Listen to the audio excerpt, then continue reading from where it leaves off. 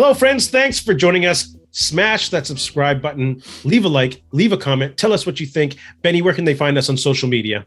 Yeah, you can find us, Ray Benny Sports. We're on Twitter, Facebook, Instagram, Ray's favorite TikTok. We're also on Reddit. And also, don't forget to leave us a rating or comment on your favorite podcast provider. Yeah, don't be scared to leave 5 stars. That'd be awesome. For sure.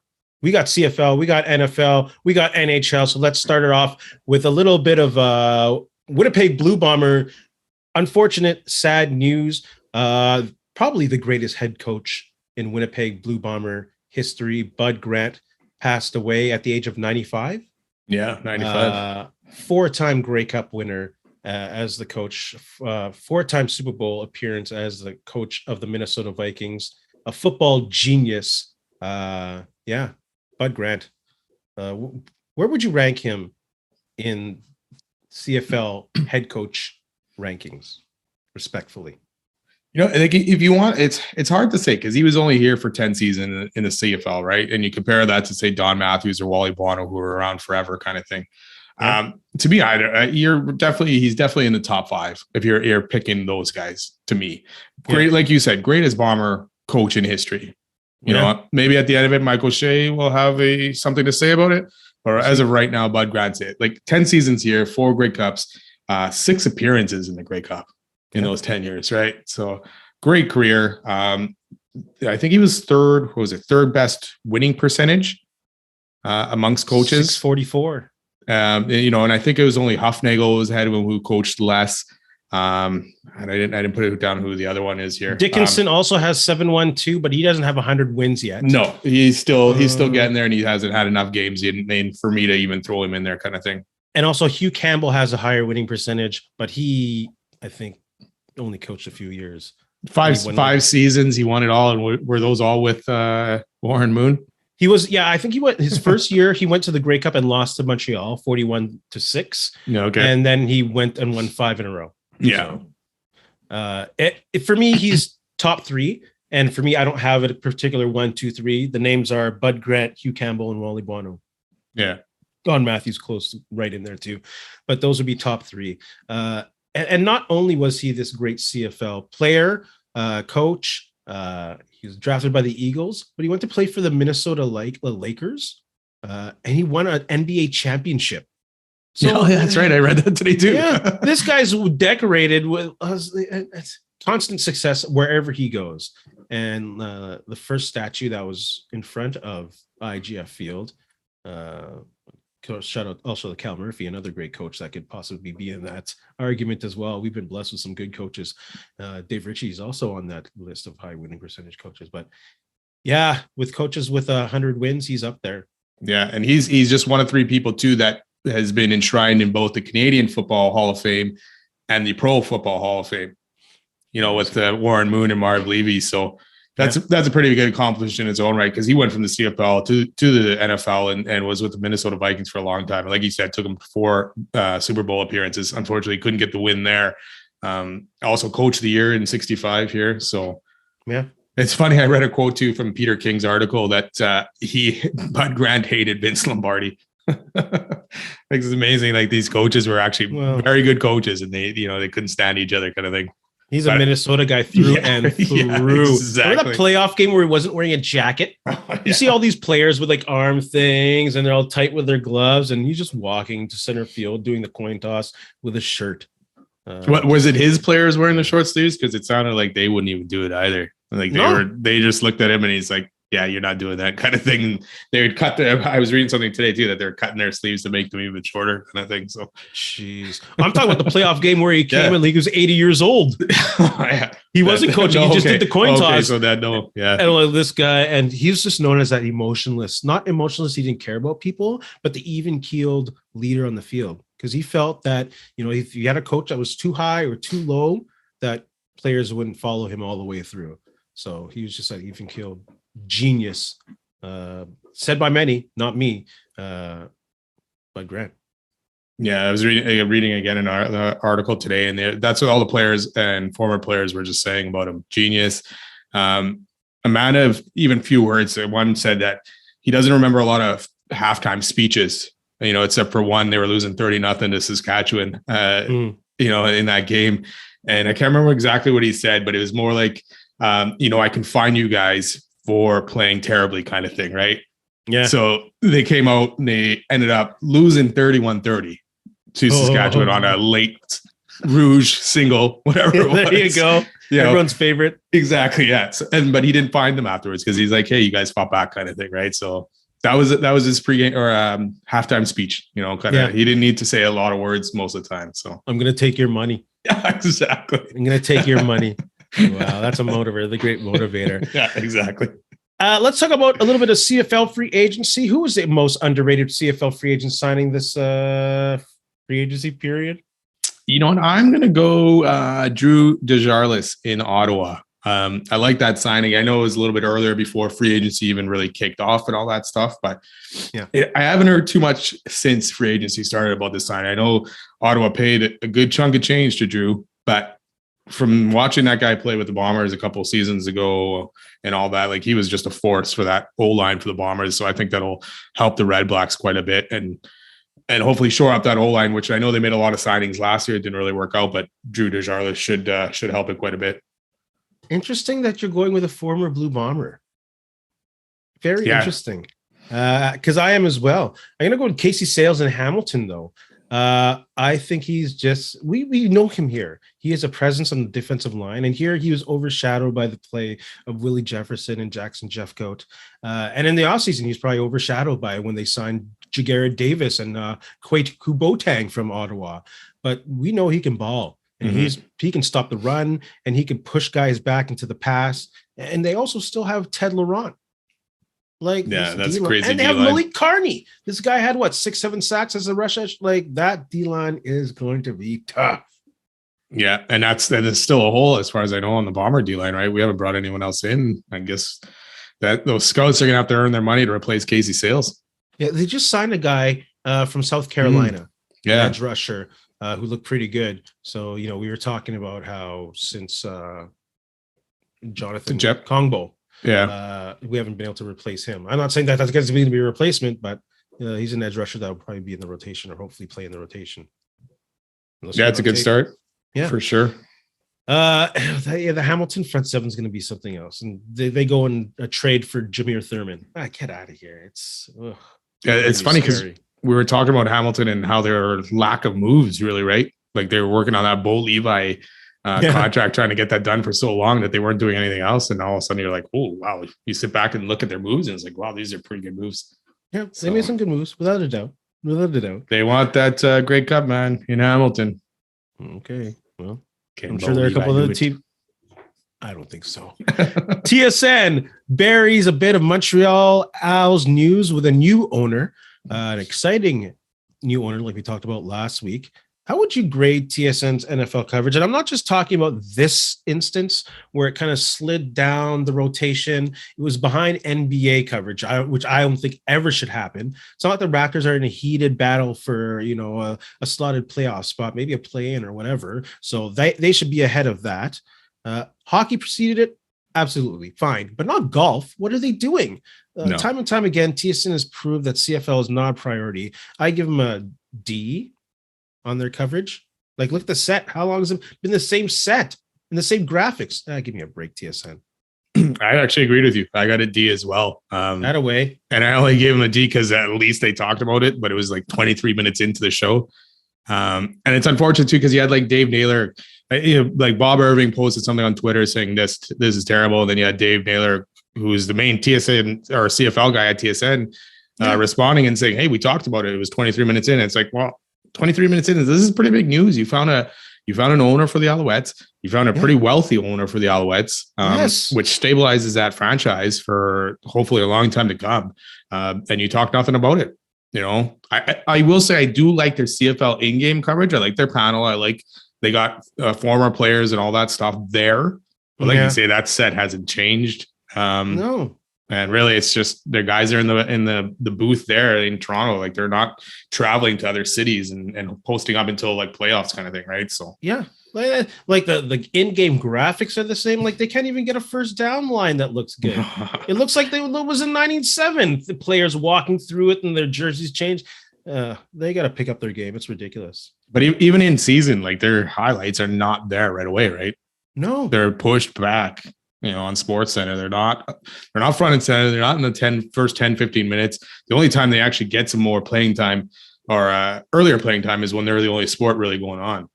absolutely. But then they probably still lead with baseball and the Blue Jays anyways.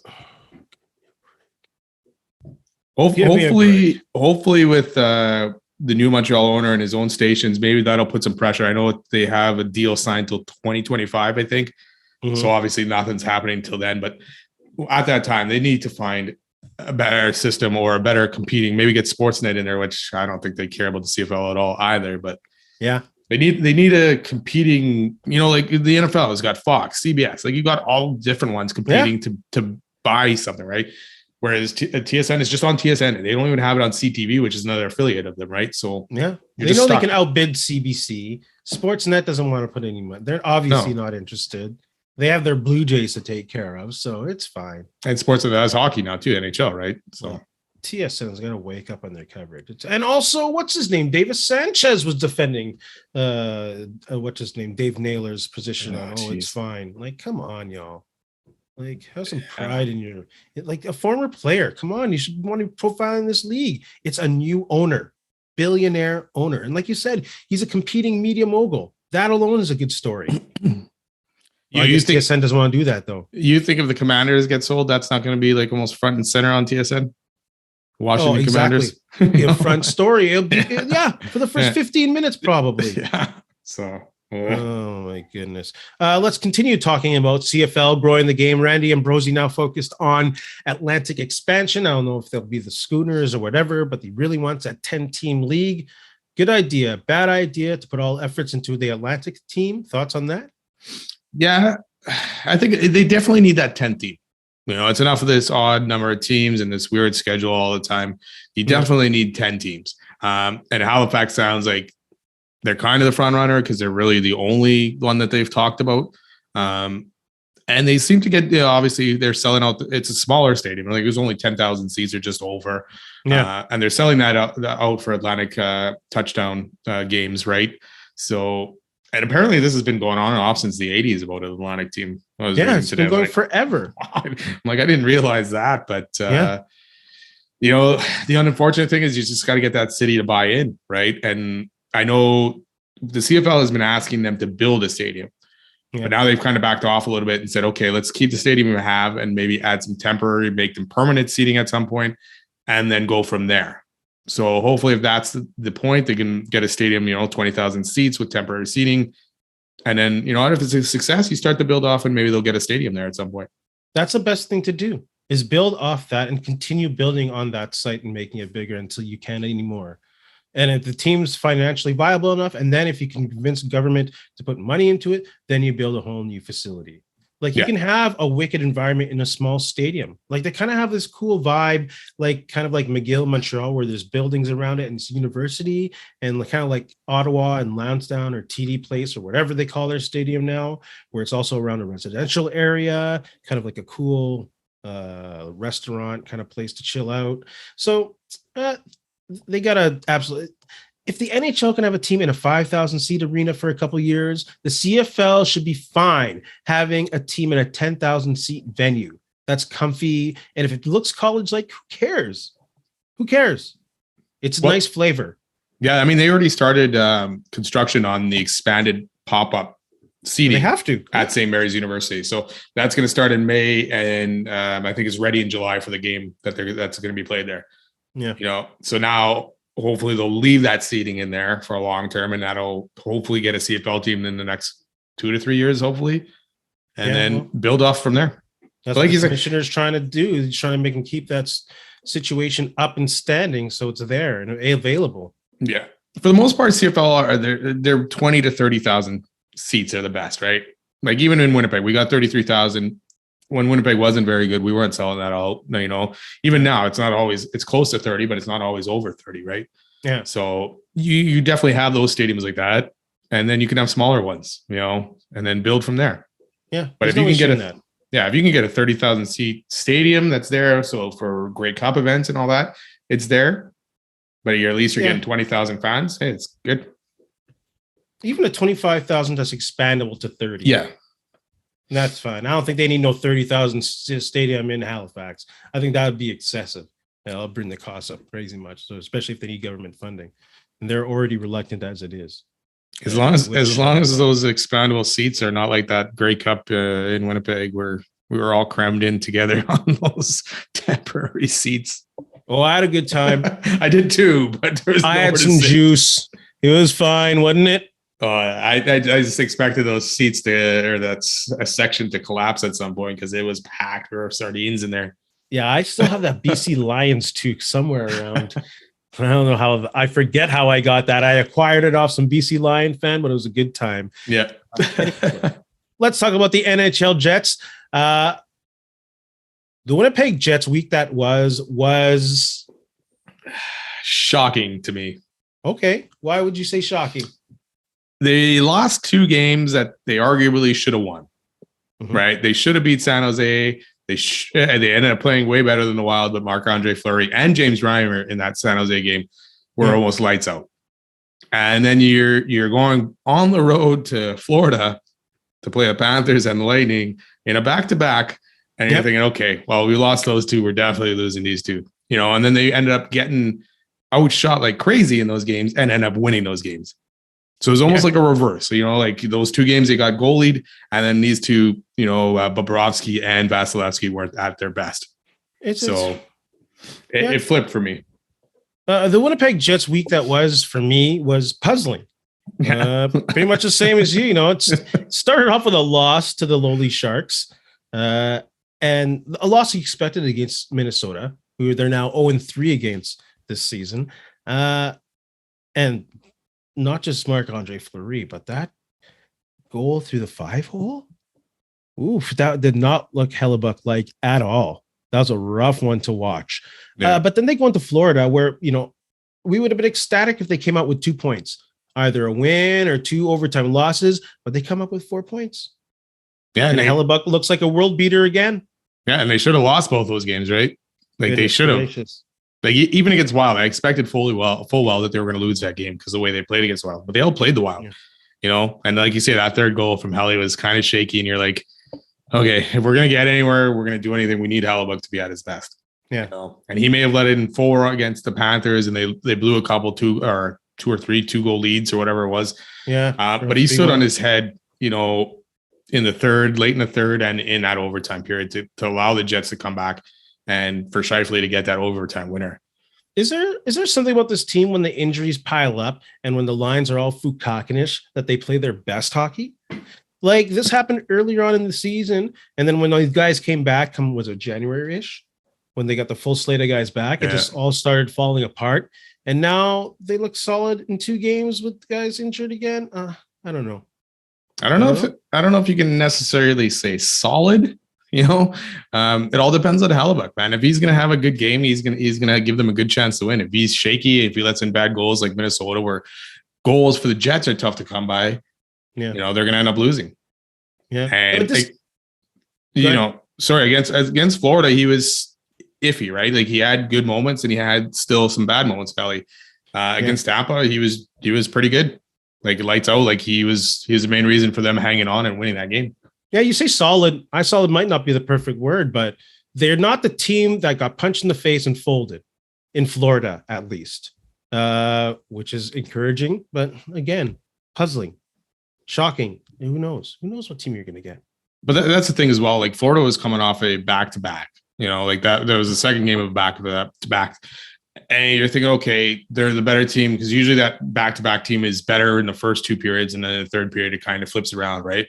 Yeah. The Jets ended up playing that third like they were the team on the back-to-back, and then compared to playing that Tampa game, I know they still got outshot in that, but they looked way better in that game than they did against Florida in the third period, more structured, not allowing, Tampa to take over completely in that game. But again, their penalty killing against Florida was better against Tampa.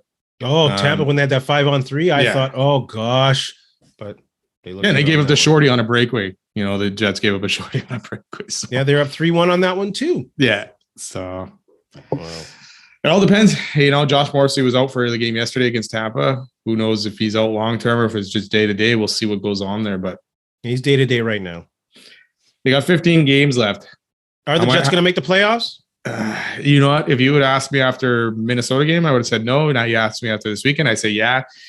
After Carolina and Boston, I might say no again. I'm on the fence. Like I don't know. Like right now, are the Jets a playoff team? Yes, right now they are, and I think they would today make it.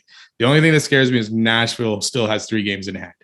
Yeah, I think with Calgary's going to be up and down. Like the Jets will win a game, Calgary will win a game, Jets will lose, Calgary will lose. So I'm not too concerned maybe about Calgary leapfrogging us. It's more Nashville right now with those game at hands, and the Jets play them on Saturday this week. So that'll be a big game if the Jets can beat them. But even at that point, Nashville will still not have caught up in games at all. Yeah. So the Jets got to win, and they got to beat Nashville on Saturday. But right now, yes, we'll see later in this week what I say. I say yes, the Jets are a playoff team. Right now, they stand with the highest percentage, 24%, to win that second wildcard spot. They do control their own destiny. They could get third. The Jets and Avalanche both have the same percentage of winning third, but Colorado has a much friendlier schedule to do that. Friendlier because also they're a better team. Sorry to say. They are. It's truth. So I can see the Jets going 9-6 in that last 15 that you mentioned. How many of those games do you play Hellebuyck? All of them. Yeah. It's time to roll. Especially after we saw Riddick in last game. No, it's time to roll. If you're going to make the playoffs and go for the run, he's the man the rest of the way, especially after these 2 performances. It's time. Yeah, and this was a back-to-back, and he didn't lose the beat. Like, he was actually better in Tampa than he was against Florida. So, and that was a back-to-back. So, yeah, I think you got to run him as much as you can. And then if you clinch a spot or you're pretty safe for a spot, maybe you can get Riddick in for a game or 2 closer to the end. Like, if it's nothing that's going to affect the standings or anything like that, to give Helly a break before the playoffs. Yeah. If he gets on a hot streak right now and gets on a heater, leave him in that net. Oh, you have to.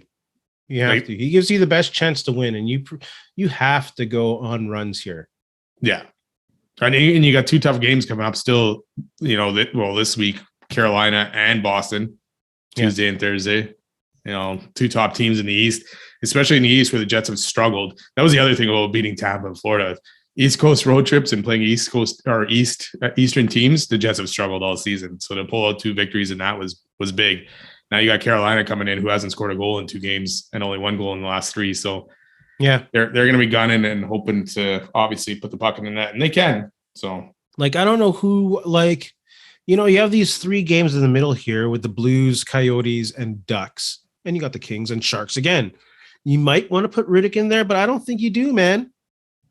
It depends I think it depends maybe what you do in your other games. If you can put Riddick in there against San Jose or something like that, because he wasn't terrible against San Jose. It was just an unlucky bounce on that tying goal. But at the same time, you need your best players in there, right? And you need Hellebuyck in there. Yeah, maybe put him in 1 game, maybe 1.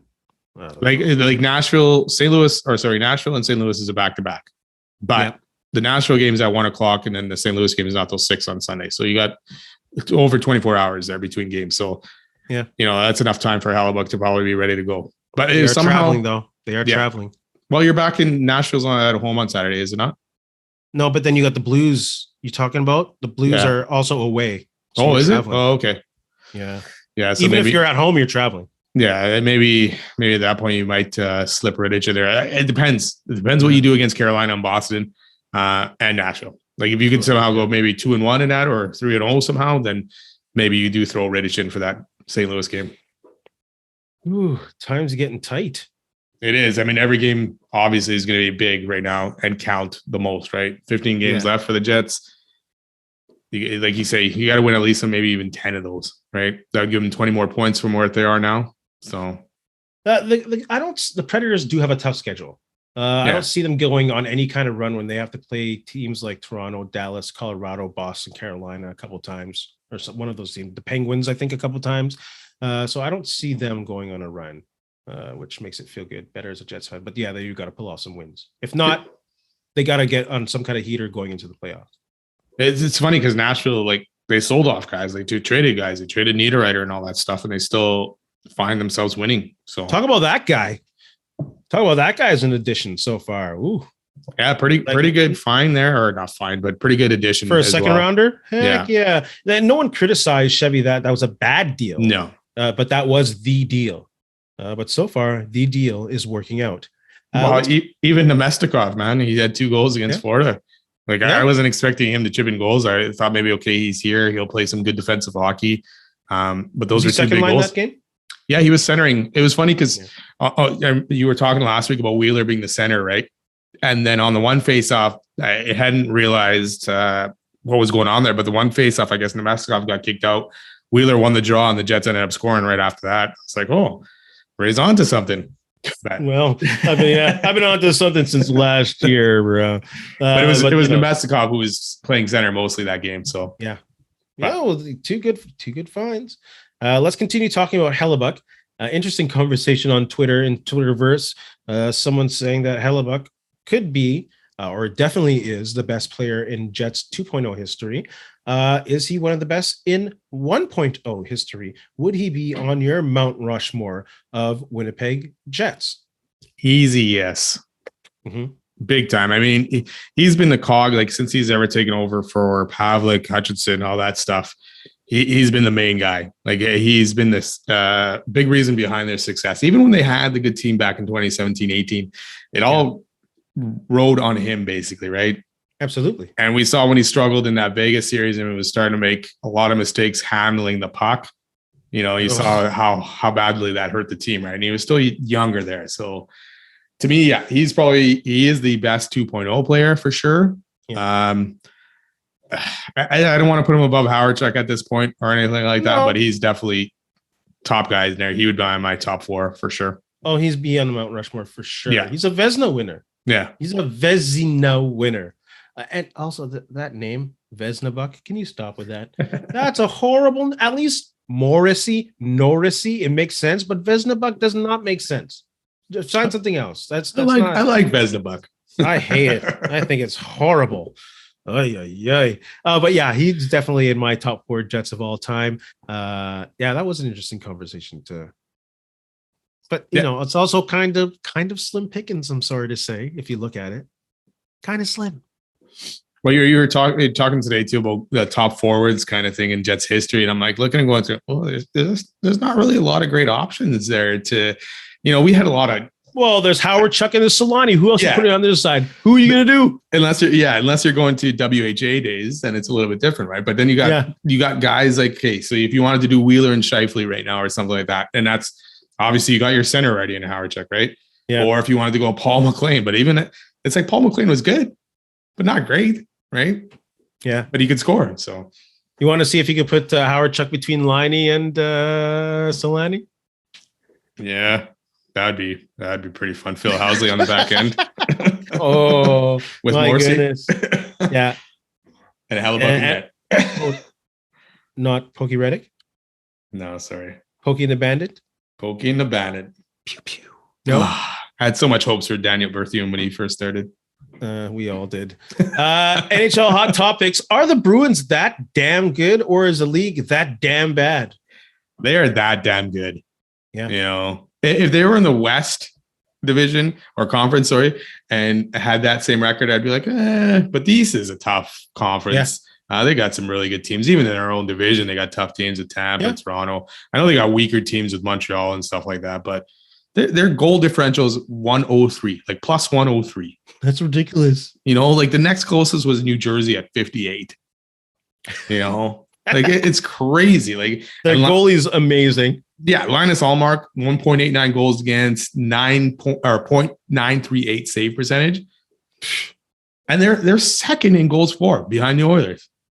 That's crazy. 3.7 per game, and then they only got 2.1 against. So yeah, that's all the recipe for a great team. And even their power play isn't great; it's 10th, but their PK is number 1. So that offsets, and that just shows too how good they are 5-on-5. Yeah. They are that damn good. Fastest team to 100 points, fastest team to 50 wins. You talk about the quality of teams they play against in the East.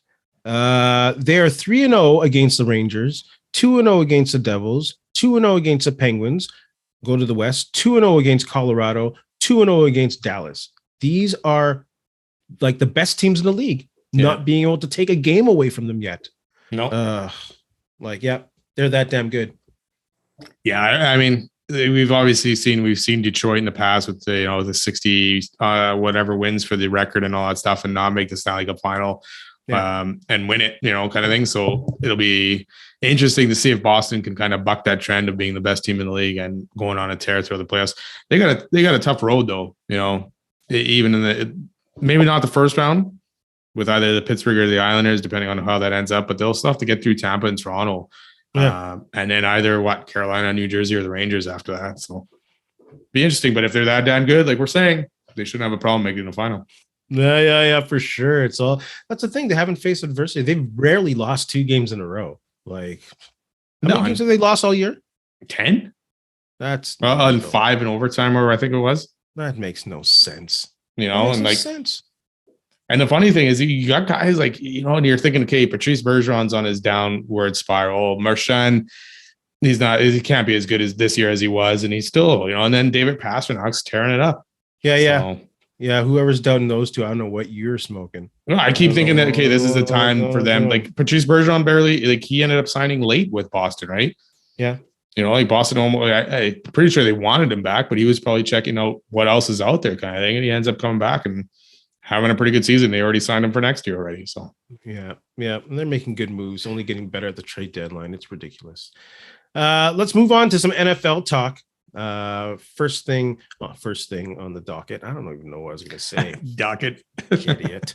Bears Carolina trade. Is there a winner, loser, or a draw? I have Carolina losing big time on this one. Too many solid draft picks for a team that's going to be struggling for a while anyways. I don't see them being able to take advantage of having a rookie quarterback with a rookie salary, with no O-line, no running back, no receiver. You just gave your number one receiver up. The Bears won. Yeah. The Bears won 2 firsts and 2 seconds in the next 3 years. What are you doing? Yeah, I call that too. The Bears, the earlier winner on this one. And if they can get these picks right, they'll have a solid team for years to come. And especially, it all depends on Justin Fields, if he's the right quarterback or not, or good enough quarterback. But yeah, Carolina, like if you're going to do it, you obviously want a good quarterback. That's why they traded up to 1. But then you get rid of your best wide receiver on top of it. Who are your receivers after that? You're not going to build anything off of that with a young quarterback that's going to need good wide receivers. And DJ Moore would have been a good wide receiver. They're in trouble. So now, you gave up all these picks, so you're not going to be able to fill in those spots at all. I get it with Carolina because they want to make that splash. David Tepper is the owner there; he's a billionaire, whatever. He wants to get to a better team and competitive team, but they're not close. Even if they get the star quarterback, which you got to pick the right one. Yeah, like I think they just gave up too much capital and a good player. They had to make a trade. Like they needed to get a quarterback, and what was their position? 9. Yeah. They weren't going to get a quarterback at 9. No. Like maybe the kid from Florida if he dropped because he's a project or whatever. But, to give up DJ Moore, a receiver who's had shaky quarterbacking every step of the way, to a guy who's averaged 77 receptions and over 1,100 yards, to do that? Yeah. That's like Milt Stegall here, man, with no quarterbacking. Oh, and you just... Why do you got to talk about those years? Justin, because Milt Steagall's good. I know he's good. That's what I'm saying. I'm talking about the quarterbacks. I'm talking about the quarterbacks he's never had. I ain't talking about that now. I'm talking about the quality of receiver that DJ Moore is. Yeah. That's the kind of receiver you have that will put up big numbers no matter what the quarterback is. So good for Justin Fields to get that guy. Oh my goodness. They're going to put an O-line around that guy. Yeah, they should be able to. Could be good if they don't mess it up. And now you got DJ Moore, you got Darnell Mooney and Chase Claypool, right? Yeah. That they Chase Claypool is a third.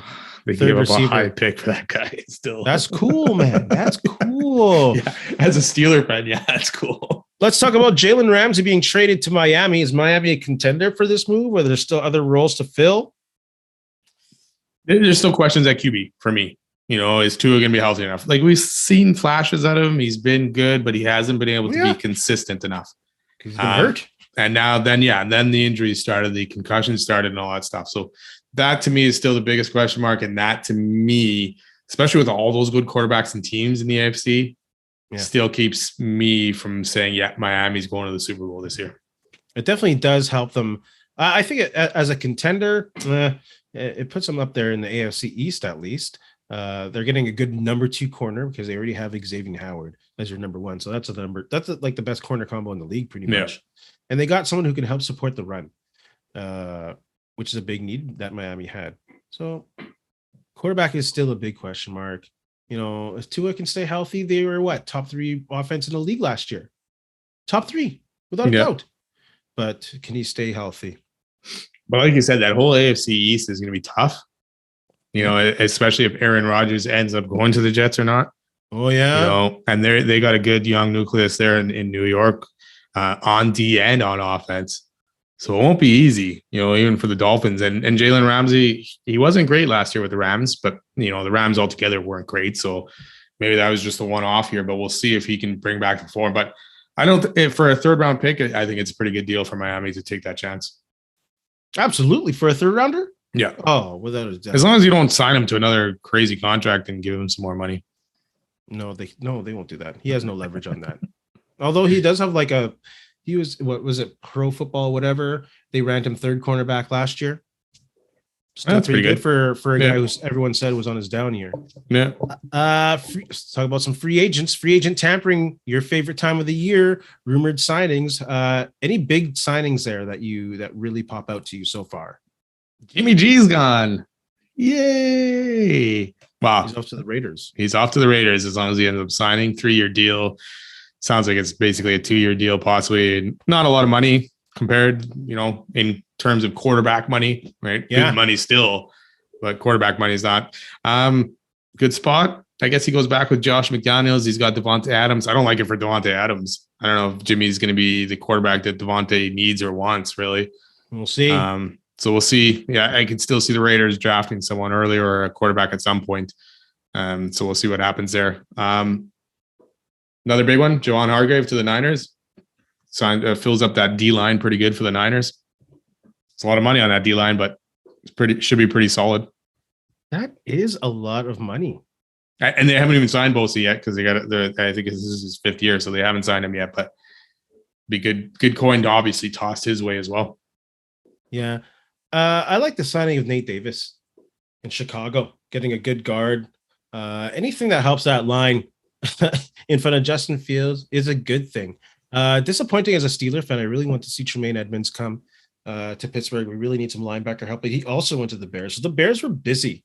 Yeah. It's very encouraging. I want to see the Bears do well. It's just one of those franchises that they're one of the storied franchises of the NFL, and to see them be pitiful for such a long time, it sucks.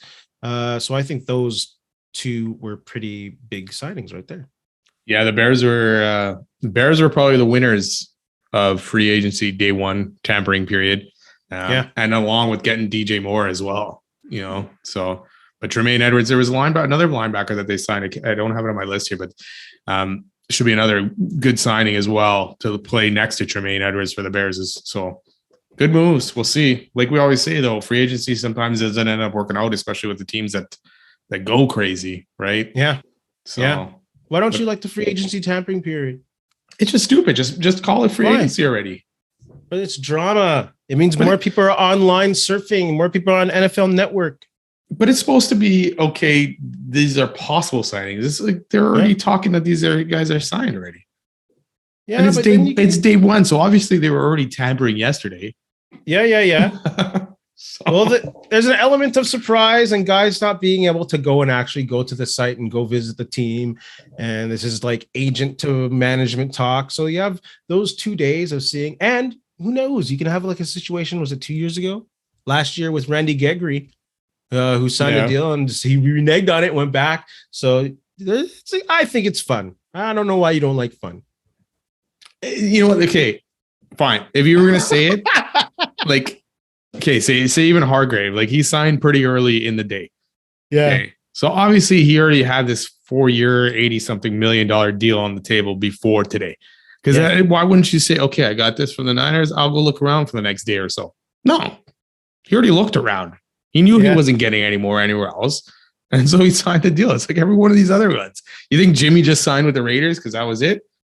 No, he heard what Houston had to say already. And I don't think that was in the first hour or 2. Oh, Jimmy didn't have many options. No, I mean, he had Houston and the Raiders basically, and maybe the Jets if that stinking Rodgers whatever situation is not happening. I don't know, but Hey, you got Sam Darnold though, so it's all good. Ooh, We all got championship. Sam Darnold being signed by the San Francisco 49ers. This weekend was Oscar weekend. So we threw out a couple polls out there as to best sport movies. Let's start off with best boxing movie. Nominees we had were Creed, Rocky, Raging Bull, and When We Were Kings. Who do you got on that one? By the way, Rocky won 80% of the votes online.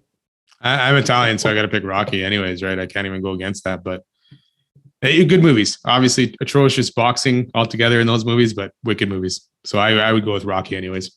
Raging Bull had good boxing. And of course, When We Were Kings was real, which was my pick. I love that documentary.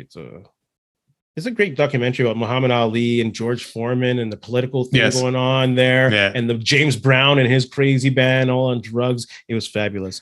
Best football movies. We had nominees Rudy, Remember the Titans. This is a close one. The Longest Yard, 1974 edition, and Friday Night Lights. Did you have one out of those four that you picked? Out of those ones, I picked Remember the Titans. Ooh, so did I. I love that movie. But then feel good movie. Who ended up? What movie won the poll?